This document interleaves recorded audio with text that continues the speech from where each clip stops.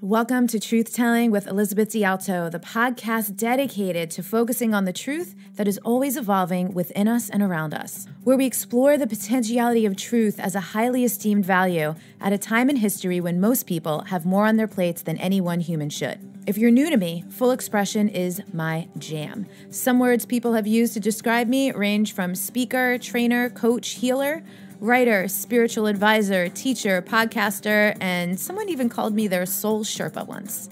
I'm less concerned with titles or labels and more interested in results, change, and creating a world we want to, can, and are proud to live in.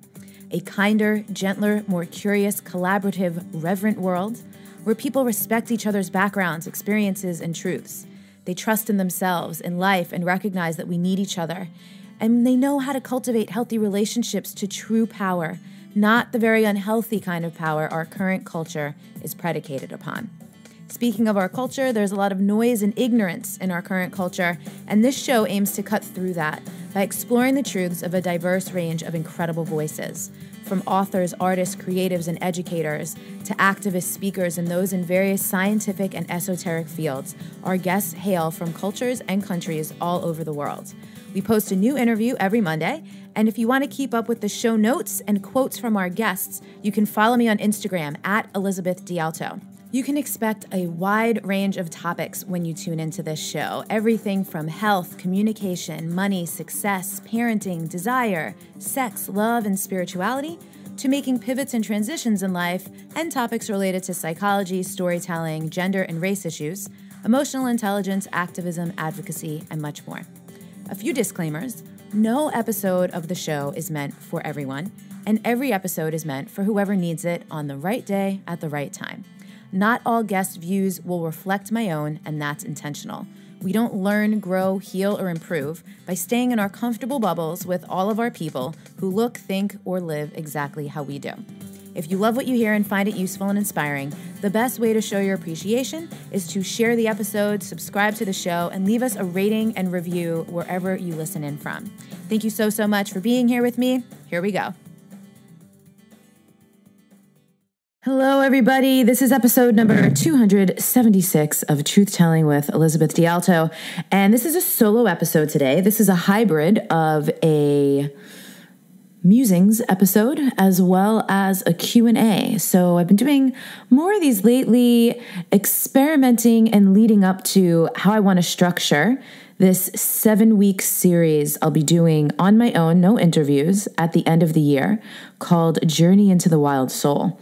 And so they're a hybrid of short interviews as well as some of my own personal musings and some Q&A. So I got the questions by posting in my Patreon, which is over at patreon.com/Elizabeth Untamed, as well as posting in my Instagram stories. So if you're interested in being able to submit a question in the future for one of these episodes, make sure you're following me on Instagram and make sure you check my stories.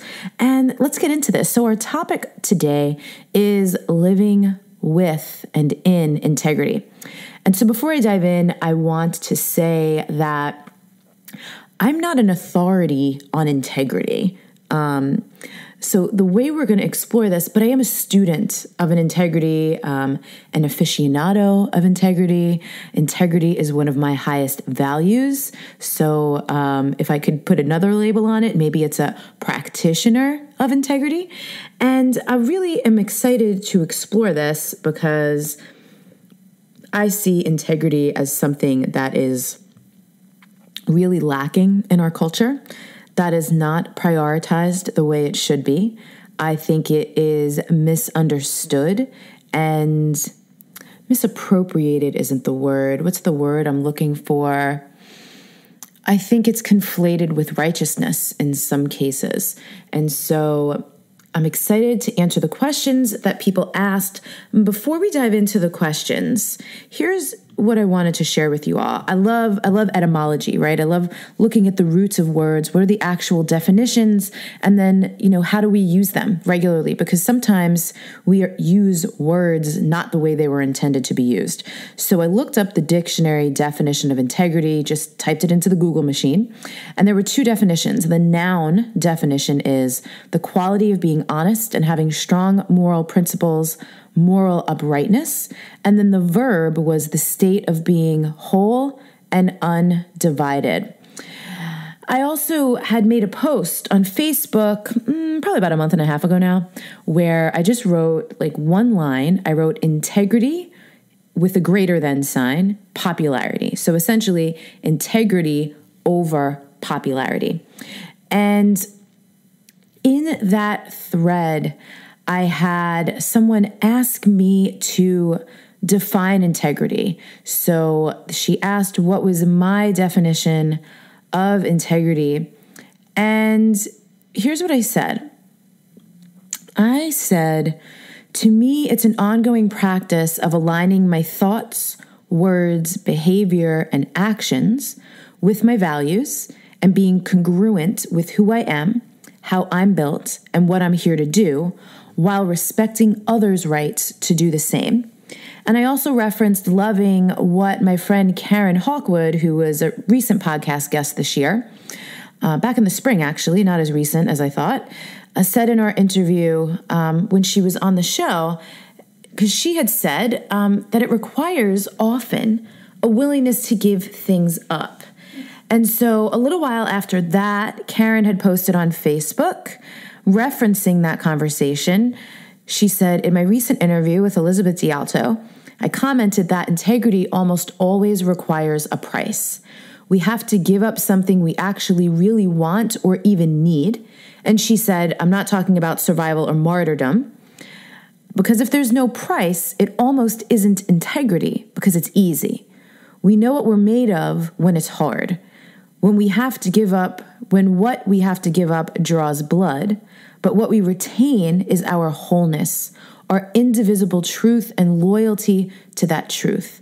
What we retain is our soul and our self-respect. And this brings me back to that second definition of integrity, the state of being whole and undivided. And that is within. I would love to add in the dictionary the word within to that, the state of being whole and undivided within. So going back to that Facebook post, the person who had asked me that said, I like this definition. And a great definition she had once heard was, integrity is what we do when we think no one is looking. And I shared one last thing. The who we are when no one is looking popped into my mind immediately as well. But she had asked me for my own definition, not anyone else's definition. And I also shared that to me, congruence is just being who you say you are. And then Karen, who I spoke of just a moment ago, had commented on this thread as well. And she said, I mostly work with the definition of integrity that is being all one thing, being whole, unbroken within myself, which means not doing or saying one thing over here and contradictory thing over there. And then she referenced our interview. She said in my interview with Elizabeth, what I realized is that where we find out how whole we're really willing to be is when it's hard, when there's a price. Those are the moments, the times when we have to give up something we really want in order to remain whole within ourselves, that most people crack and go out of integrity. And so I love that conversation, and I love this inclusion of wholeness and congruence in integrity, and the piece of do what you say you're going to do and be who you say you are. So a couple years back, I also had a conversation with my friend Stephanie Kwong where she said something that really helped to shape my relationship to integrity. Because we were talking about how that do what you say you're going to do is something that people hail as a high demonstration and a high form of integrity. And she said, but the highest form of integrity is honoring yourself.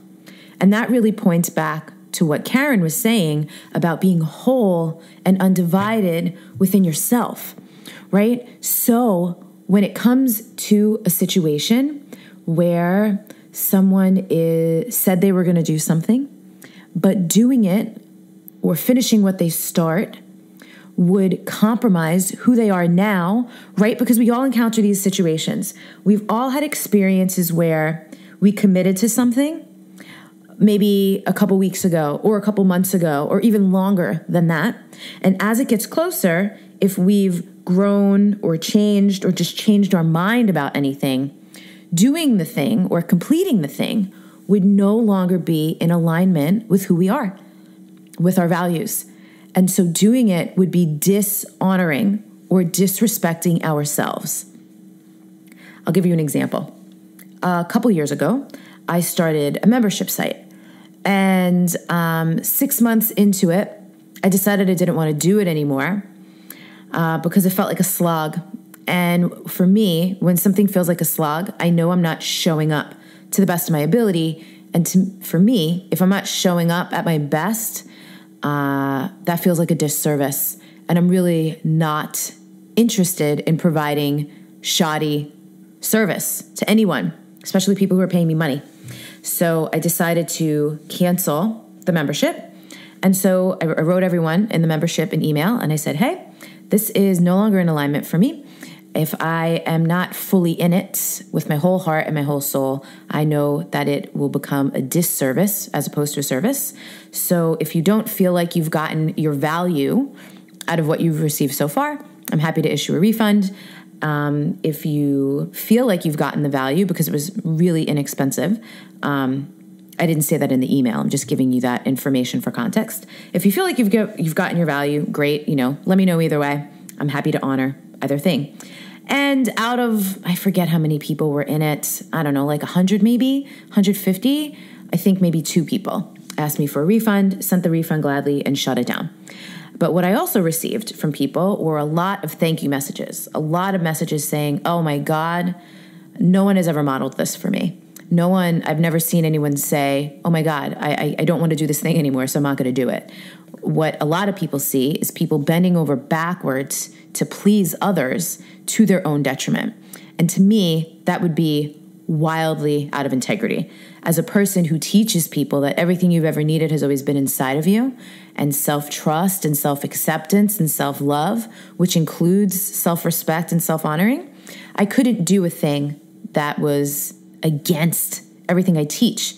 To me, that's not walking my talk. That's being out of integrity. And so we do this in life a lot when we put others' needs ahead of our own, right? And so certainly there are situations where putting someone else's needs ahead of your own is the higher choice because it aligns with your values. So this is why I pull values into the conversation around integrity, because when you know what your values are, they become an incredible barometer for making integrous choices.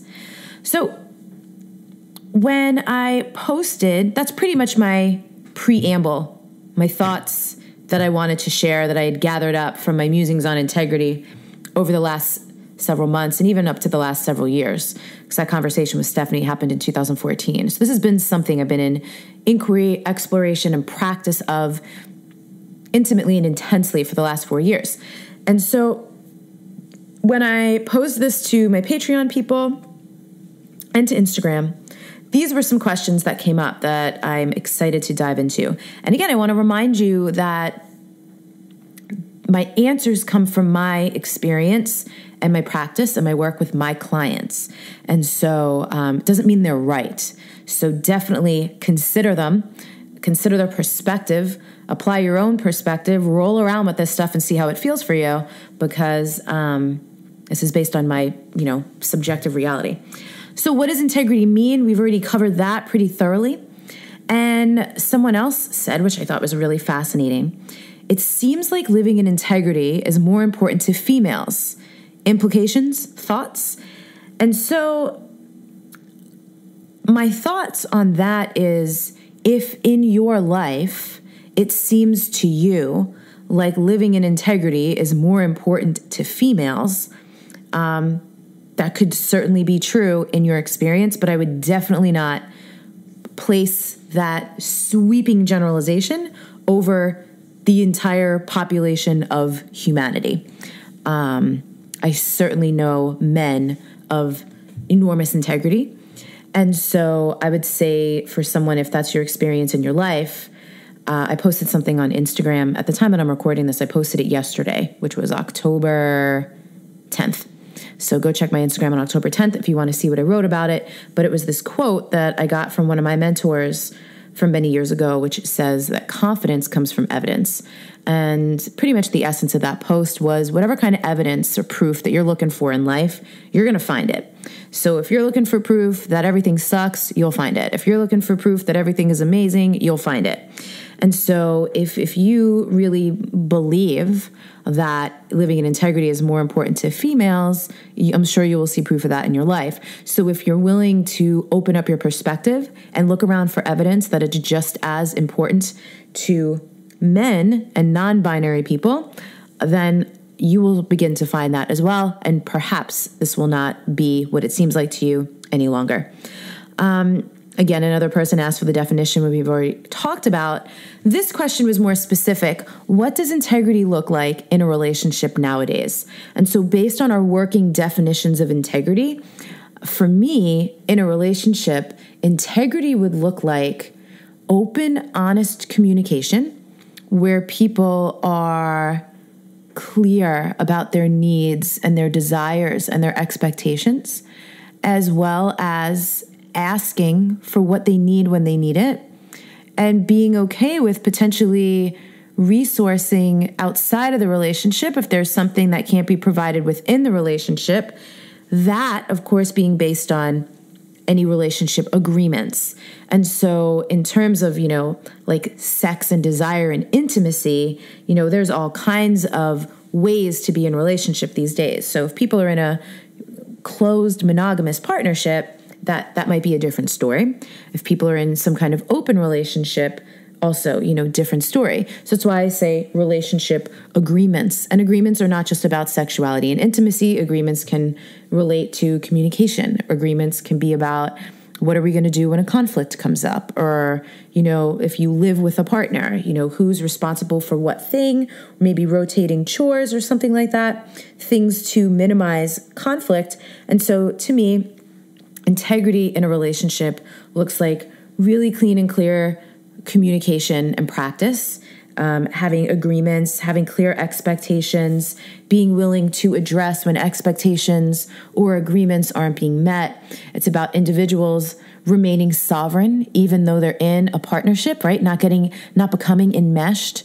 But again, the honesty and the willingness to honor yourself above the other, but also honor the partnership.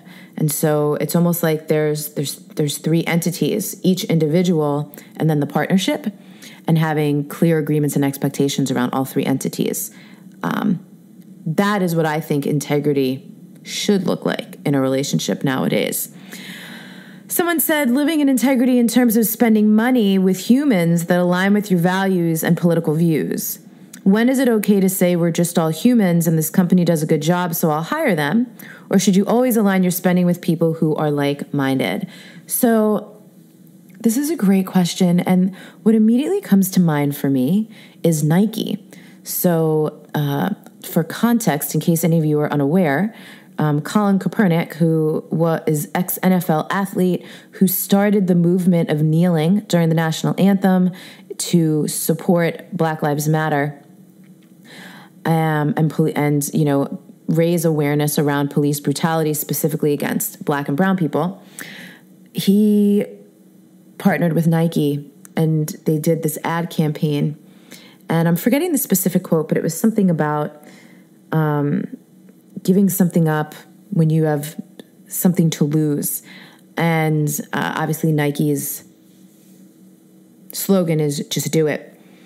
And when that ad campaign went out, Nike is one of the sponsors of the NFL, which was really interesting.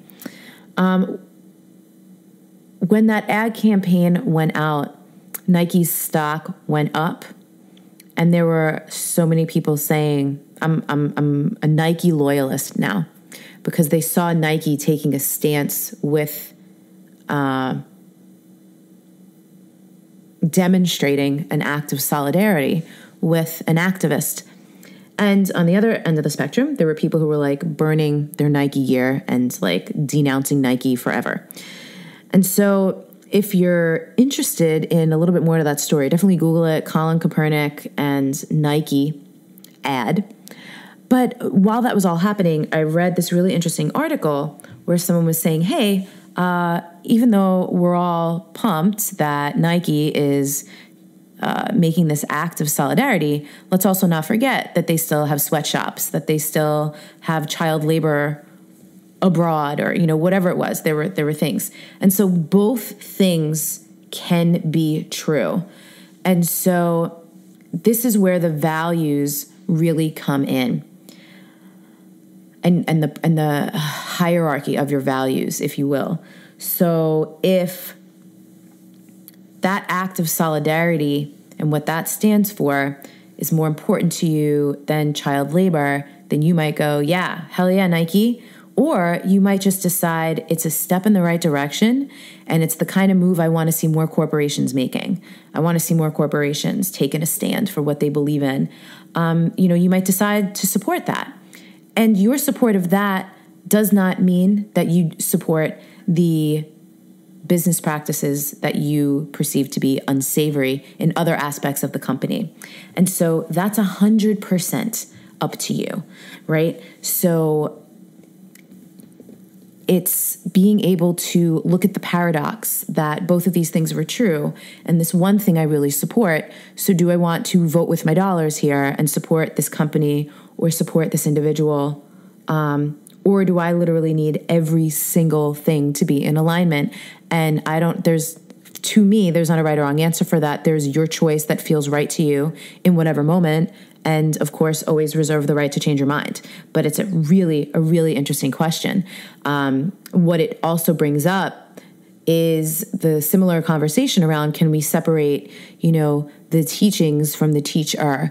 Can we separate the art from the artist, right? So conversations around, artists and celebrities, especially people who have gone down during the Harvey Weinstein and the Me Too era, people going, well, can I still consume this person's art?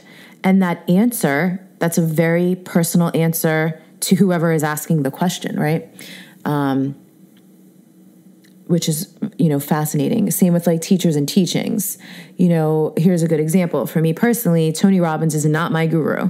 I would never spend another dime on a Tony Robbins thing, but I've learned some things through Tony Robbins over the years. And am I going to ditch those teachings because I'm not a fan of Tony Robbins? I'm not going to. But am I going to recommend Tony Robbins, or am I going to put more money in his pocket? I'm also not going to do that. So, that's just an example of my integrity around something like that. And so it's a fascinating exploration. And similarly, the next question was, when, where, and why is it okay to compromise in your life? And this, is a great piggyback on the thing we were just talking about. I think it comes back to values and priorities. What is more important to you? In some cases, what is more timely to you? And as long as you're really not denying or dishonoring yourself to your own detriment, I think it's okay to compromise. That's how my personal discernment works. There are times when when compromising just feels right. It feels like the right thing to do. It feels like the correct choice, and not compromising doesn't. If something will induce shame, self-blame, guilt, then maybe you want to double think it. If something just, feels correct, even if it puts you out, I'm willing to be inconvenienced if this goes back to how Karen defined integrity, right? Integrity comes with a price tag sometimes. So I'm willing to compromise if it keeps me in line with my values and my priorities, what's really important to me. Yeah, hell yeah, I'll compromise, right? Because I would rather, to go with that saying, would you rather be right or happy? We can take out the word happy and put in all kinds of things. Would you rather be right or would you rather be in alignment? Personally, I'd rather be in alignment any day of the week because I like the energetics better in my life when I'm in alignment than when I'm not. The next question asked, can integrity be culture specific? And based on everything we've already said about integrity, and especially how important values are to determining integrity, I think, yeah, for sure. I almost think it's almost impossible not to be culture specific. Maybe, I don't know if culture specific is the best way to put it. Maybe culturally informed might be a better way to put it. But I think also this person might be asking, can integrity be specific to certain cultures? And I would imagine yes, because there are shared belief systems, right? Someone asked how to live in integrity and alignment in the society or even close proximity to those who have no clue what integrity is. My answer to that is that other people's integrity is none of your business. The only way it affects you is you decide whether or not you want to interact with them based on what you perceive their relationship to integrity to be. But other than that, like, you're not the judge, you're not the jury for anyone other than you. So if someone's relationship to and demonstration of integrity doesn't align with yours, that does arise. That brings up a big question mark. What are you willing to tolerate? What are you not? What feels like a moral compromise and what doesn't? These are big questions that I can't give you an answer to because that's certainly an individual thing. And then someone asked this, which is a great question that we're going to wrap up on. How do I keep my promises to myself? So life is busy and life is full and life is complex. And for some people, life is intense from time to time and challenging. And so I would first look at what promises are you making to yourself? Are you making unfair or unreasonable promises to yourself? So for example, a diet example is something a lot of people can probably relate to. A lot of people do I'm going to start over on Monday thing, right? So what I notice is a lot of people in this culture, in the Western world, especially in the US, we're not a delayed gratification culture. We're an instant or immediate gratification culture. We want our results and we want our satisfaction and our gratification now. Honestly, we wanted it yesterday. So if someone decides that they want to go on a diet, they want to get healthy, get in shape, lose weight, whatever is their motivation, doesn't really matter. But they're going to start a new diet and they're going to start on Monday. And say leading up to that Monday, they've just been eating whatever the hell they want, not tracking anything, not counting anything, not being mindful, not being connected to their body, not noticing, what foods work for them and what foods don't. If they haven't done any of that and they just think that on Monday, on a dime, they're going to just decide and start eating this certain way that's drastically different from how they've been eating, that requires habit change, and they've made that promise to themselves, that is an unfair promise because they're setting themselves up to fail. And so my answer to this is, how do you keep your promises to yourself? Is that you need to make promises that you can keep. Practice making promises that you can keep. Gradual promises, right? Instead of trying to go from 0 to 90 miles an hour and everything, right? Often promises are around discipline, and we need to cultivate. Discipline is a skill. Some people are born with a lot of natural will. Some people have, I think, some more willpower than others, but discipline requires practice. And so if you have not been practicing or cultivating discipline or whatever skill that you need to keep your promises to yourself, then you need to look at how you can work on that, how you can cultivate that so that you're not constantly making promises to yourself that you literally are not equipped to keep. So that's my answer to that. Thank you all so much for listening. This is a fun exploration. So find me on Instagram at Elizabeth D'Alto. I'd love to know what you hear, how you feel about this episode. I'll make a post. You can comment on it, or you can find me in the DMs on Instagram. If you're on the Patreon, you can go ahead and comment on that post. If you are not yet a member of the Patreon, but you're looking for a place to be able to interact and discuss these podcast episodes, you can join at $2.5 $8 or $11 a month and interact and receive different kinds of content a couple times a month from me. So head on over and check that out at at patreon.com/Elizabeth Untamed. And again, this was episode number 276. So there will be show notes over at untameyourself.com/TT, as in truth telling, TT-276. Have an amazing week. We've all seen videos and pictures of thin women, particularly, eating large amounts of food. And then when you read the comments, people are like, oh, all these great things about how awesome she is. And just like that quote said, if the woman, especially if it's a woman, eating large quantities of food, I remember I saw this video of a thin woman eating like a 40-ounce steak. I mean, it was huge. And the comments were so celebratory. But if she were 50 pounds heavier, it would have been a totally different story. And so we have learned to equate body size with health.